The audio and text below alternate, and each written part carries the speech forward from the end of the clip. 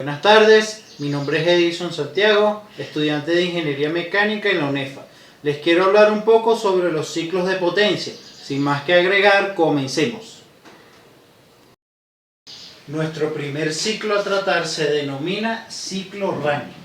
El ciclo Rankine es un ciclo termodinámico que tiene como objetivo convertir el calor en trabajo, constituyendo lo que se denominaría un ciclo de potencia. Debe su nombre a su desarrollador, el ingeniero y físico escocés William John Maxwell Rankine. El proceso del ciclo Rankine es el siguiente. El ciclo Rankine utiliza un fluido de trabajo que se evapora y se condensa. Generalmente es agua. Mediante una quema de combustible, el vapor de agua es producido y llevado a una caldera a alta presión. Luego es llevado a una turbina donde se expande para generar trabajo mecánico a su eje. Este vapor de baja presión que sale de la turbina se introduce en un condensador, donde el vapor cambia a estado líquido. Posteriormente, una bomba aumenta la presión del fluido en fase líquida para introducirlo en la caldera. De esta manera se cierra el ciclo Rankine. A continuación, conoceremos el diagrama TS del ciclo Rankine.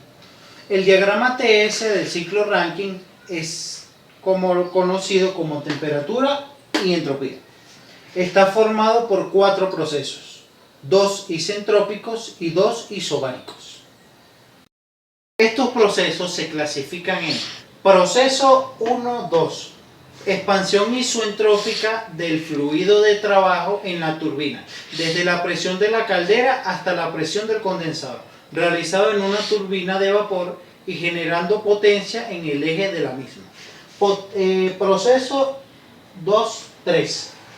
Transmisión de calor a presión constante desde el fluido de trabajo hacia el circuito de refrigeración, de forma que el circuito de trabajo alcanza la fase de líquido saturado realizado en un condensador. Proceso 3-4. Compresión isoentrópica del fluido de trabajo en fase líquida. Mediante una bomba se aumenta la presión del fluido de trabajo hasta el valor de presión en caldera. Y para terminar esta explicación, terminamos con el proceso 4-1. Transmisión de calor hasta el fluido de trabajo a presión constante en la caldera. El fluido se calienta hasta la saturación y luego cambia a fase de líquido de vapor. Y se obtiene vapor sobrecalentado. Este vapor a alta presión es utilizado por la turbina para generar potencia del ciclo. De esta manera estamos cerrando el ciclo Rankine. A continuación pasaremos a explicar el siguiente ciclo. El ciclo Rankine lo podemos encontrar de dos maneras.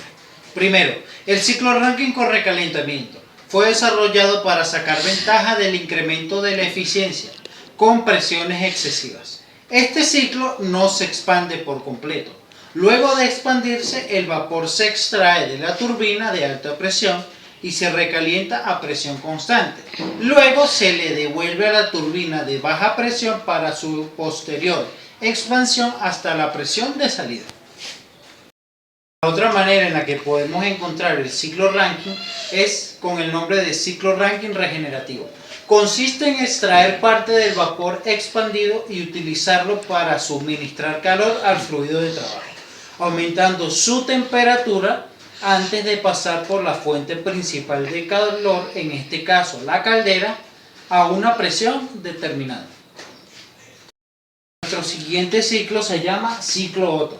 El ciclo Otto se aplica en motores de combustión interna, de encendido provocado por una chispa eléctrica, inventado por Nikolaus Otto en 1876, caracterizado porque todo el calor de este ciclo se aporta a un volumen constante.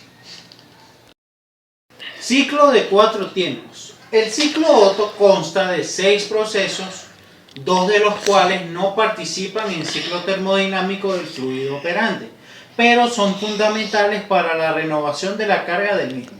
Para explicar esto mejor, vamos a explicar un poco lo que son las etapas del ciclo Otto. Nuestra primera etapa se llama etapa EA, admisión en presión constante, también conocida como renovación de la carga. Etapa AB, esta es la parte de compresión de gases, E isentrópica. Parte BC, combustión, es un aporte del calor a un volumen constante. Nuestra siguiente etapa es denominada etapa CD, fuerza, expansión isentrópica o parte del ciclo que entrega el trabajo. La siguiente etapa, etapa DA, también conocida como escape, cesión del calor residual al ambiente a un volumen que está constante.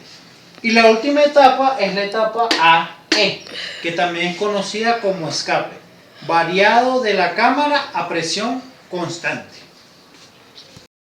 Nuestro siguiente ciclo se llama ciclo diésel. Este ciclo es ideal de 4 tiempos. Es una idealización del ciclo del diagrama del motor diésel. En este ciclo se omite lo que llamamos la renovación de la carga y se asume que el fluido evoluciona a un gas perfecto, en general aire. Nuestro ciclo diésel comprende las siguientes fases. Nuestra primera fase es conocida como 1-2. Es un proceso de compresión adiabática, reversible. Es decir, no tiene intercambio de calor con el exterior y un trabajo realizado por el sistema para poder comprimirlo. La siguiente fase es denominada fase 2-3.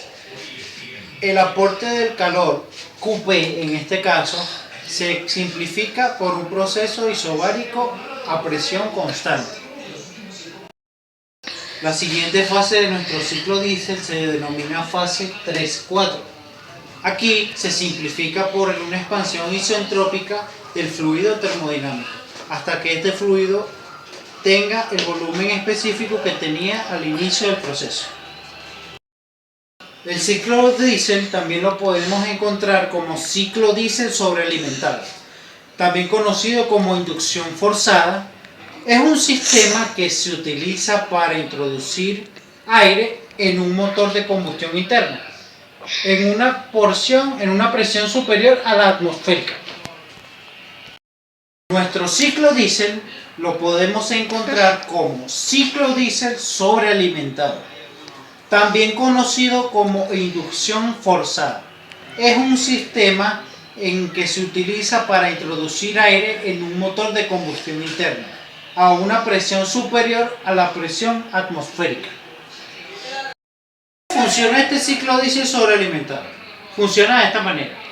Un motor con sobrecalentamientos utiliza un compresor para aumentar la masa de aire que entra en el cilindro en la fase de admisión, aumentando la presión del motor para aumentar la carrera de trabajo, es decir, el par motor en cada revolución y por tanto la potencia.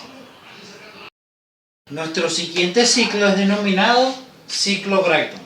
Es un ciclo termodinámico consistente en su forma más sencilla, en una etapa de compresión adiabática, una etapa de calentamiento isobárico y una expansión adiabática del fluido termodinámico compresible.